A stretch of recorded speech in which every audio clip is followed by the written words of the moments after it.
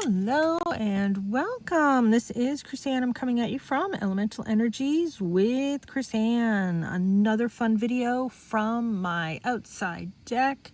We're going to continue doing some watercoloring this week. So we are going to make these, what I think are absolutely adorable, fun, whimsical little bird cards. Everything in me wants to call this give him the bird card, but we won't now, will we? But we want to. We meaning me. So these are adorable, fun cards. You can use them for anything. Sometimes I put like the word love or the word joy or something on them. I am choosing to leave these completely blank. I am going to be selling cards at an upcoming show, so I am making a whole bunch of different sort of fun, whimsical birds. There's so much you could do with these, and I'm going to show you how I do it. It is so incredibly simple. The hardest thing is having the patience to let it dry. That, to me, is the hardest part. So I have a whole bunch of watercolor paper here. Let me give you the measurements. These are 5 by 3.5. Where's my thing? Let me show you what I cut them out from. I am using a Michaels Artist Loft watercolor pad. It is 7 by 10 inches. This is the one that I have cut up. All I did was cut it in half and then cut it in half again. That is all I did. Very simple. And then I have a whole bunch of different Stampin' Up!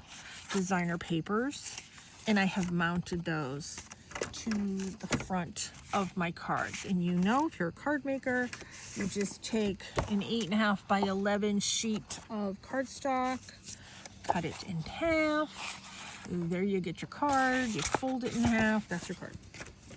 Those are basics. I'm assuming we all know those basics, but those are my supplies. So I have some that I have already glued them down in preparation of making these cards that we're going to make. And then the other thing, so I have my watercolors, I have my watercolor brushes, and then I have a micron. This is a 02 micron that I'm using. I'm using it in black. Micron is archival, waterproof, etc. These are really wonderful markers. I am using today I'm continuing to use my metallic artsy watercolor set. This is the half pan watercolor metallic. And I'm kind of having fun with this one, so I decided let's just keep using it. I always struggle with knowing which is the side to paint on. I think it's this side. So I am using, for my brush, I have a number 10 Winsor Newton round. That's what I'm using. I have pre-moistened my watercolor, but all I've done is just gone through and just done a dot of water in all of these. I'm not worried about contaminating them. I do go from color to color frequently. I don't have my little spritz out here. I don't know what happened to it, but normally I spritz these with my spritzer, which is plain water. So I'm just adding water to the ones that I think I want to come in and use, the ones that need water, that is. Okay, so let's put that aside. Let me wash my brush off. I'm going to start with a clean brush. So I am going to pick 3 primarily 3 colors that I am going to use today. So the first one that I'm going to do, I'm going to kind of play off this a little bit. So the first one is I'm going to do a darker purple. And I'm going to load my brush up. It's fairly wet, painterly, inky, however we want to say it. All I'm going to do is a blob, a circle blob. I want this to be wet. There's my blob. Now I'm gonna, if you want, wash off your brush. I'm gonna come in with a different color. I'm gonna come in with a pink. And all I'm gonna do is I'm just gonna tap it. And you see how it spreads? It spreads beautifully. It's kind of like a two-tone now, and I didn't have to do anything to make it two-tone. So let's come over here and let's do a pink blob. Comparable size, doesn't have to be comparable size, doesn't have to be in the same row, can be in the same row, whatever. This is your painting. These are going to be your little birds. I am picking up an orange, and I'm just going to tap it up here near the top. Watch it spread. I hope you could see that. It is so cool when it spreads. There, I hope you can see that. See how both of them are. You can see the tone on tone. Now, the only problem with doing this technique, it's so wet, it takes a while to dry. Next, what I'm going to do is I'm going to pick up a turquoise.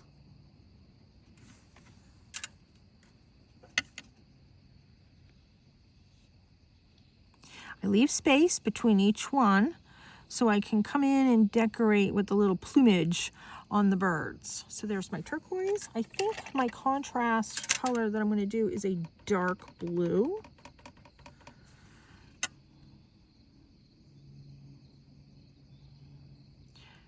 Kind of giving it a couple dots there. That will spread. There you go. You can see that one. That's it. That's my painting. That's all I do. Now I'm going to put this aside. We're going to make a few more while that dries.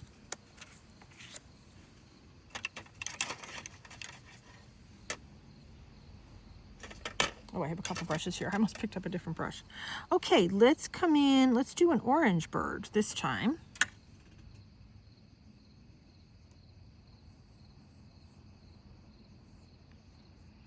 Orange. Wash this off.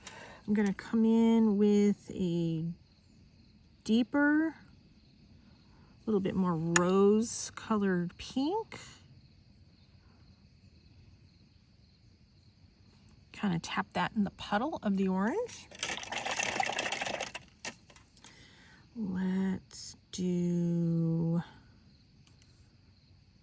like a bronzy, not quite coppery, but it kind of is coppery.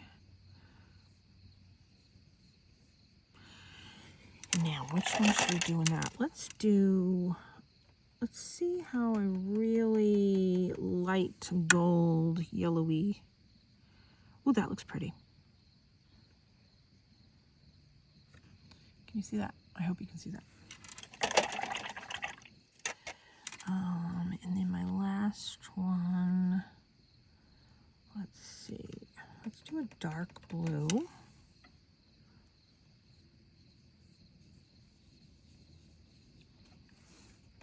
Let me add some more color.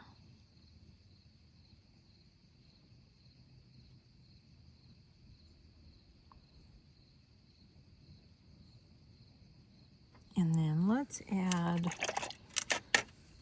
a purple right up here.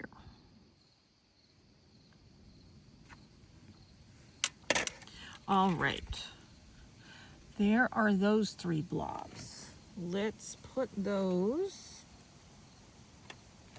over here.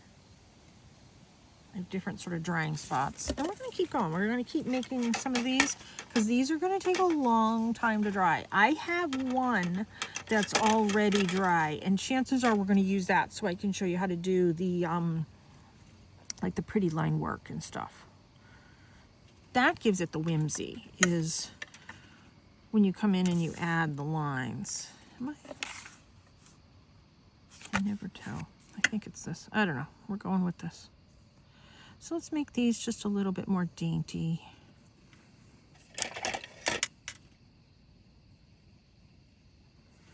Add a little bit of a lighter turquoise. Ooh, that's pretty.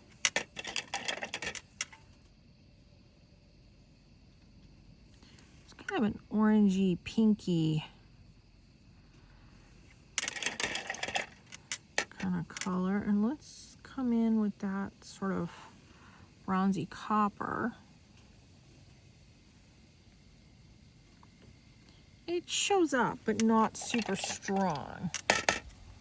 And then let's see. Let's do a blue. I'm gonna use this blue.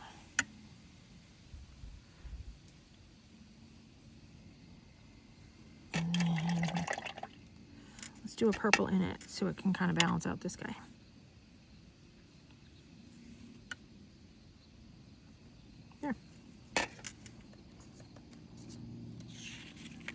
I mean, it's just blobs. It's just watercolor blobs. That's all it is.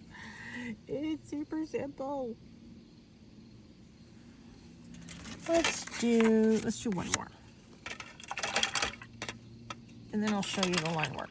Now, remember this project, this technique, I mean, because I have another project coming right up where we are going to be using, whoops, some of these techniques. And wait till you see what we do. Not telling you, because I haven't made the video yet.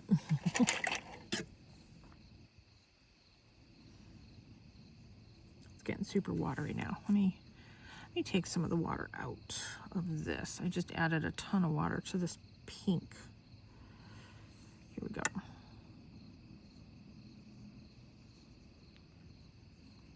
Pink. Let's try that orange in it. Again, yep, I like that. And then let's do a lighter purple.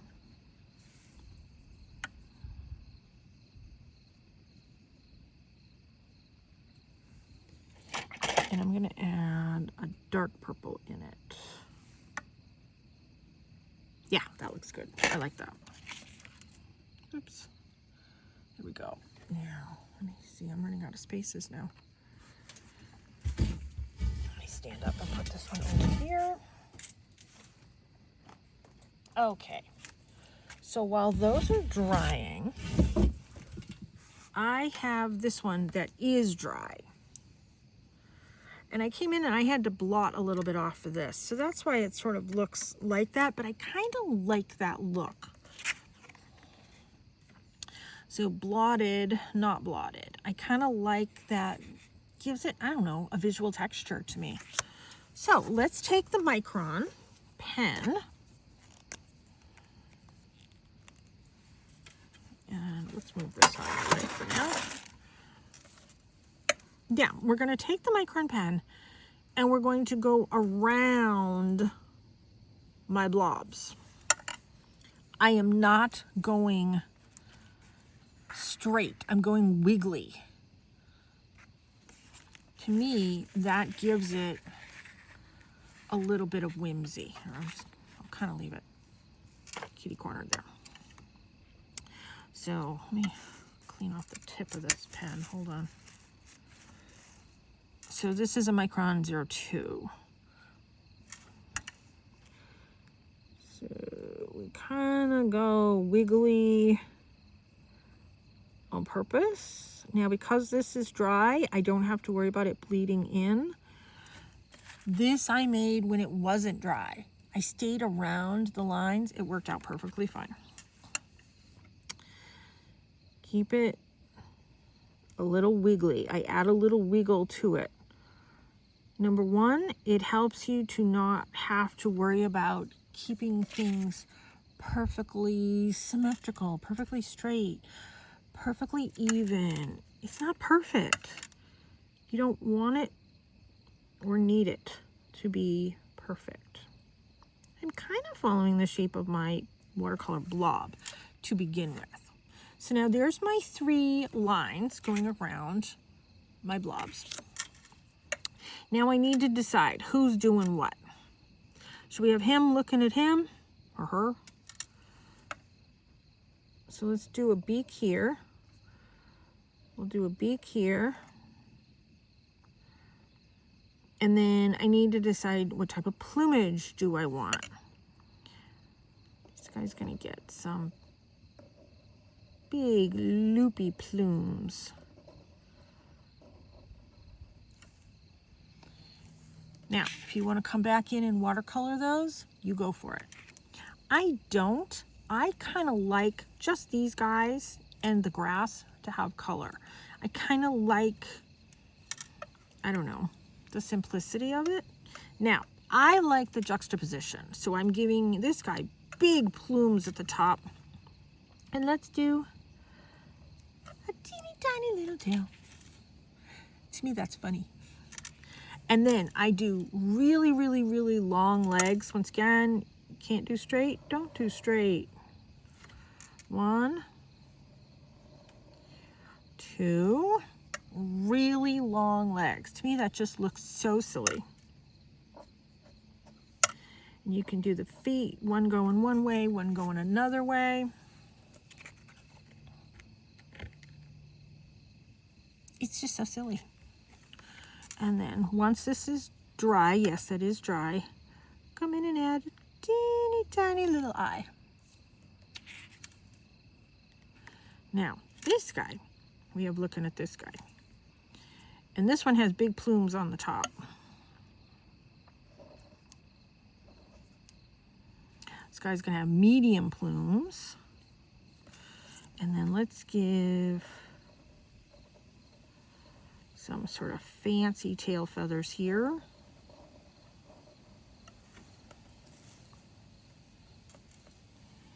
And let's do the really long legs and keep them close together. It looks even more silly.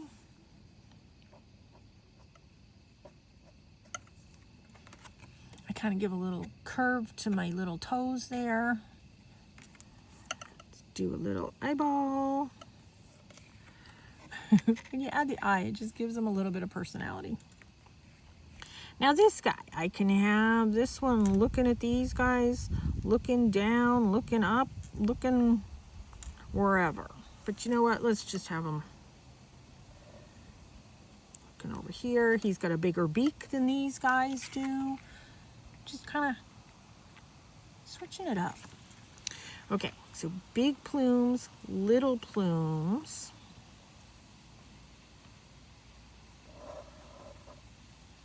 One big plume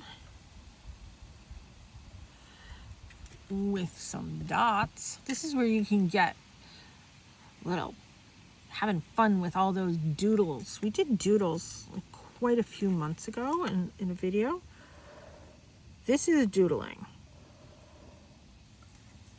Let's do feet, the eyeballs, and then we have to do the tail feathers. So what should we do for the tail feathers? You know what, since we did dots on this one, let's do some dots on the tail feathers.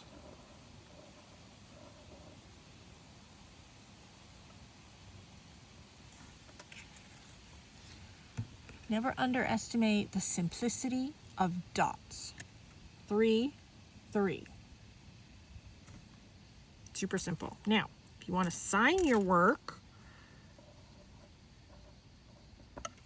do your signature, and then you can come in and do some green on the grass. And let's do this green. Doing this one right here.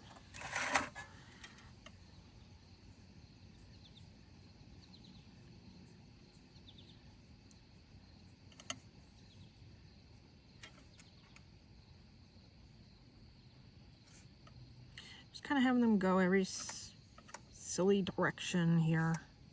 No sort of rhyme or reason.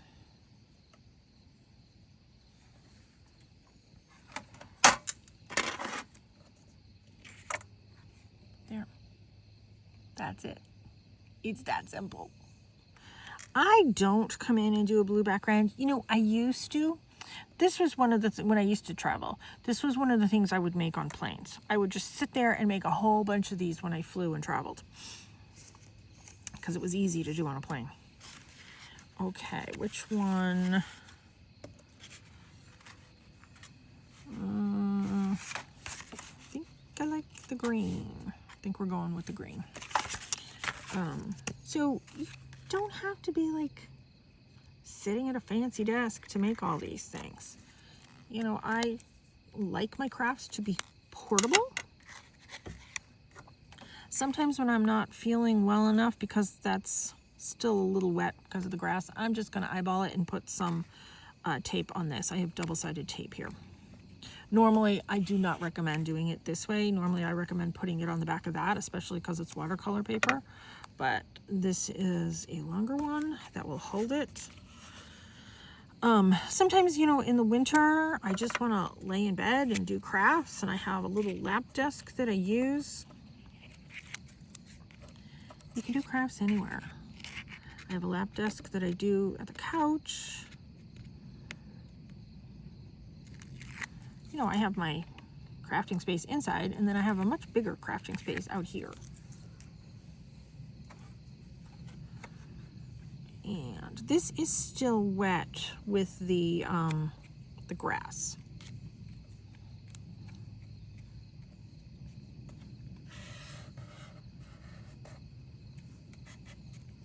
There.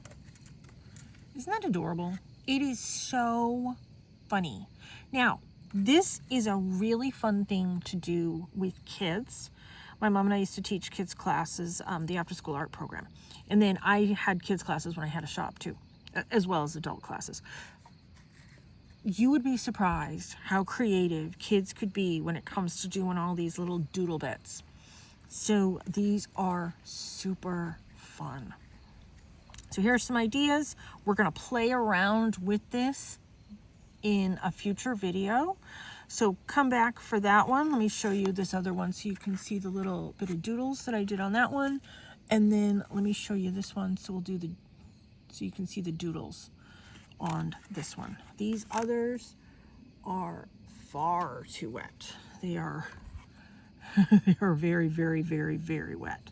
They didn't even remotely dry to the way I wanted them to do. And I don't have my my dryer out here, so you get the idea. This is how you do the doodles. It's easy enough. It's just a matter of being creative and thinking outside the box and having fun with your whimsical little birds. So let me show this one again.